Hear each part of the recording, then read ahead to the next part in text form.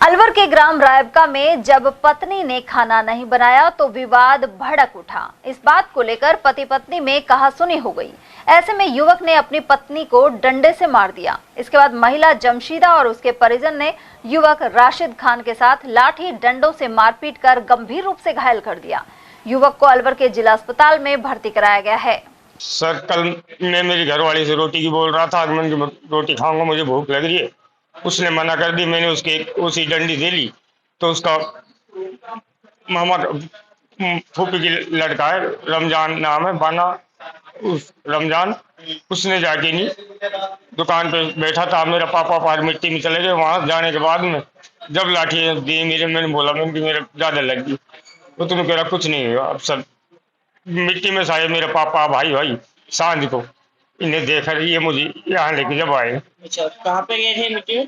खारेड़ा गांव में खारेड़ा में। कोई नहीं था घर पे, मैं अकेला था।